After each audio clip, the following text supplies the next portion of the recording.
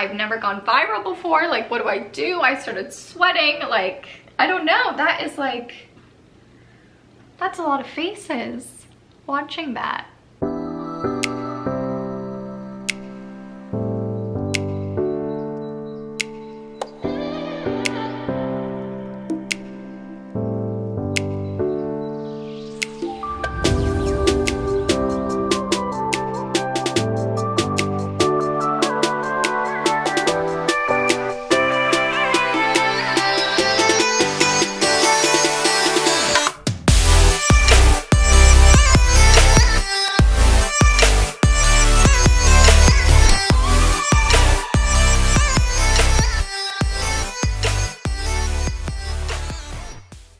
Hey guys, welcome back to my channel. If you're new, I'm Goldie and this is the Lazy Ballerina Club. So in today's video, the whole plan was for me to react to your ballet horror stories that you sent over on Instagram, but then something happened that I feel the need to talk about. I'm sure you can already tell by the title that I went viral on TikTok. Like, what? I don't know what's happening. Like, I literally don't even know how to work TikTok. So if you're interested in hearing how or why I went viral on TikTok and went from 30 followers to 24,000 followers in 24 hours, make sure to stay till the end of this video and I will make sure to give you all the details on my new TikTok stardom. But before I get into all the madness that is TikTok, it is time for me to react to your ballet horror stories. Since starting this channel and my blog and the Lazy Ballerina Club, I have been getting the most insane stories that I was just like, I have to do something with this. I mean, they are so horrifying and traumatic. But my whole philosophy is, if you don't laugh, you cry, right? So instead of laughing and crying separately, I think we should laugh about it together. And don't worry, these will all stay anonymous because I am not trying to expose anyone on this channel other than myself, but none of you guys. Let's get into the video. So usually for my videos, I like to plan them out. I like to know what I'm gonna say. I kind of have more of a structure and I kind of know how the video is gonna go, but I just wanna keep it cash with you. I wanna talk and I don't know, I don't want it to be so serious. I feel like we should start the first one out with a bang. Also, I definitely could have done a quick nail job, but that's okay, we're keeping it real. We are keeping it real. We're starting real strong. Okay, this first story, I'm sorry, it might be a little TMI, but we're all girls here. It's all good. It says, so basically, I was at a ballet competition, Universal Ballet competition. This was like a year ago, I think, February of 2019, and I was 12. So I just started my period, summer of 2018, so I hadn't learned how to put in a tampon and was deathly afraid of them. Good. With my luck, I started my period right before we left to go to the competition, so I had to learn how to put one in. Okay, perfect timing. I feel like that always happens. Whenever I have a competition or a show or whatever, I get my period like that, so I feel you. Me and my friend were sitting in the hotel bathroom that night for 4 hours trying to figure out how to do it, and I finally did it. Here's where it gets bad. Okay, before I move on, good friend. That is a good, supportive friend. I wasn't good at putting them in, and sorry if it's TMI, but I didn't put it up far enough the day of my masterclass, in parentheses, on stage while getting assessed for scholarships. Good times. I didn't know that I didn't put it in right, so I went on stage and started doing my class. I was already paranoid about the tampon and could obviously feel it because it wasn't far in enough, so we finished bar and went into center. Girl, I'm like nervous for you. Okay, I was good for a while, or at least I thought so. And then we did a petite allegro combination, and I looked down and there was blood dripping down my leg through my tights. I didn't have a skirt on or anything since we were in a master class, so I noticed and had to pretend-ish like nothing is happening. I proceed to do center and looked terrible because I was jumping so stiff so nobody could see. Girl, You were dripping blood down your tights. I'm so sorry to break this news to you, but I feel like people noticed in that class. But I like where your head's at. If you just pretend that it's not there, then it's not there. I like it. I finally found my friend's mom. She asked me what was wrong because she noticed how bad I did in center, and I told her. She felt bad, so she bought me a hot dog. Okay, I love that. And then we found my mom. My teacher eventually found out what happened and was surprisingly chill about it. I mean, I'm so glad that she was chill about it. I feel like that's something that you can't really control. First of all, I'm so sorry because being in a master class, getting assessed for scholarships is already stressful, and then you add bleeding through your leotard on top of it, and I'm like sweating just thinking about it. But that story reminded me of my own story, and I feel like it's only fair for me to share a few of my horror stories because I'm sharing all of yours. So I'll try to make this fast. I was about 16 years old and I just got accepted to the PNB summer course, and back then it was like this big deal. It was like this prestigious summer program, and only a few girls from my studio got in and whatever. So I was already a little stressed about it. I was already nervous, and I'm not a Balanchine dancer, so I was a little stressed about going. I make it to the summer program. It's the first day, and my class is filled with teeny tiny, stick thin SAB girls that are all now like principals or soloists, so that was great. And I'm not a Balanchine dancer, and I was already having anxiety, and I had nerves and the whole deal. Made it through bar, everything was fine. I was kind of like calming down, getting in the groove, and we got to center, and we started doing adagio, and I swear it feels like it was yesterday. I could see the classroom, and yeah, just horrifying. So we get to center, we do adagio. I go right to the front because I was feeling confident, I guess. And I do a développé to the side, and I noticed that the teacher is like looking at me funny, and I'm like, that's weird, like maybe she just doesn't like me. And so I'm in my développé side, and I look in the mirror, and I completely bled through my leotard. So I'm like sweating at this point. I don't know what to do. I'm in the middle of the combination, and the teacher looks at me and she's like, honey, like, I think you need to go to the restroom. And I'm like, yes, I think I need to.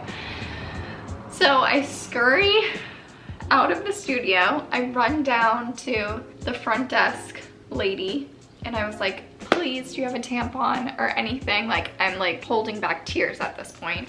And I run into the bathroom, I change my tampon, and I tried to put on the other leotard to like rinse it out or whatever, and I just like could not go back into class with that leotard. So I go back to the front desk lady, ask her, beg her for another leotard, and of course the only leotard that she had was this like baby pink cotton like school uniform leotard. So I like squeezed my body into this like prepubescent size leotard, and I just walked back into class, and for the rest of the summer I just like couldn't look at that teacher ever again. So I hope this story makes you feel a little better that we all have those stories and we just have to laugh about it. So that's my story. Okay, so the next story isn't so much of a story, but it's just a comment that sparked my sweet memories of my time in a second company. So if you are watching this video and you are a part of a second company right now, stay strong. I feel for you, because second companies are hard, and I'm sure I'll make a million videos talking about second companies, but I do not miss those days, if I'm being honest. So the comment was, remember when we had to warm up in a closet? RIP. I sure do remember. I mean, when you're in a second company, you warm up in closets or gyms or homeless shelters or whatever. I mean, I even remember doing a gig at like a random county fair. And not only are you warming up in gyms or closets or homeless shelters or county fairs, they usually book these gigs for like 8 in the morning, and then they expect you to run Sugar Plum, Pas Variation in Coda, or run Don Q and do 32 fouettes on concrete at 8 in the morning with a weird warm-up in a closet. So like I said, I'm sure I'll do a million videos about second company, and leave a comment down below if you want me to talk more about my second company experience or tips to survive second company, and I'll make some videos about it. So let's get into the good body shaming stories, shall we? Those are always a grand old time, and I got a lot of them. So I had a few stories, but I also had a few messages of like, oh yeah, my teacher called me a whale, or oh, this choreographer called me pregnant. I just feel like if you are in a normal work environment and your boss tells you that you look pregnant, or your teacher says that you look fat, or like you look like a whale, I just feel like you wouldn't be able to do that in a normal work environment, but in the ballet world, it's like normal, so no wonder we all have eating problems. Okay, oh, this is good. This one's good. So this one says, I went to a summer intensive where a teacher accidentally knocked over a water bottle and said, oops, I just spilled someone's lunch, and we were 16. Thank you, teachers and directors, for contributing to all of our body issues and eating habits. Thank you. This one says, I had a master teacher say to me, try coffee and cigarettes. Coffee for energy, cigarettes to curb the appetite and slim the body. And if you're too stressed, alcohol. I was 16. Do I even have to say anything about that? I mean, what is happening? I don't understand. I'm so sorry. If you're watching this, I'm sorry. That's one that it's just like so bad that it like becomes good, right? If you don't laugh, you cry. I will keep saying it because it's the best advice I've ever gotten. At my first job in a ballet company, my ballet mistress said that, and it has stuck with me through my entire ballet career. So if you don't laugh, you cry. Okay, this one is horrifying. So she says, one of my best friends was in the hospital for 3 weeks with pneumonia and had lost about 10 pounds. And finally, after a month or so, she came back to the studio and the director stopped her and said, you look so great, don't put on any more weight. And she was literally so pale and recovering. So if you're wondering how to get the ballet body, I guess you just have to get pneumonia and you are good to go. You'd be lying if you've never said, oh, maybe like if I just get like a cold or like the flu, like I'll lose a few pounds before Nutcracker or summer break or whatever it is. Don't lie, we've all said that, even though it's extremely toxic. This is the last one. This is my all-time favorite story, and I feel like this is extremely appropriate because the video that went viral on TikTok was about Swan Lake, and this story is about Swan Lake. So this was a few years ago when I was still in the second company, and it was the first time I've ever done Swan Lake, and this girl's first time ever doing Swan Lake, who was also in the second company with me. When it's your first time doing Swan Lake, it could be intimidating and overwhelming because you could be doing it your first time, but there are people in the corps or people that you're dancing with that have done it 2 times or 3 times or even 4 times that already know the choreography, they already know what they're doing. So the expectation of learning the choreography is much higher. Just being a second company member, you're already like terrified for everything because everyone treats you like trash, but that's a whole other story. But we get into this rehearsal. I feel like we just learned this section, and it was a section where the corps is like running in all these different patterns to get to their spot, and we are circling around Odette, who is like the main character, Swan Queen, if you don't know Swan Lake. If you go the wrong way, you would cut Odette's pathway like into the center of the stage, so you had to, I can't remember, either go in front of her or behind her or whatever it was. And we just learned this section, and it was, I think it was like 5 o'clock after a 6-hour Swan rehearsal day. So we've just been rehearsing for 6 hours in Swan Lake in point shoes, and we were all exhausted. And of course, the director was running this rehearsal. So there's already a level of anxiety. Just learned the section and we were gonna run it with music, and we start doing it. We stand up and we're all about to run our little pattern that we just learned to get to our spot to let Odette go into the center. And my sweet friend, either, I can't remember if she went downstage when she was supposed to go upstage or vice versa, but she went the wrong way and cut Odette's pathway off, and the director stops the rehearsal, the music stops, we all stop. It's a whole company rehearsal, so there's like 30 girls, and the director goes off on this girl. He loses it. He is like, how could you do this? That was so dangerous. You cannot go the wrong way. You are running the complete wrong way. What are you thinking? You could have killed Odette.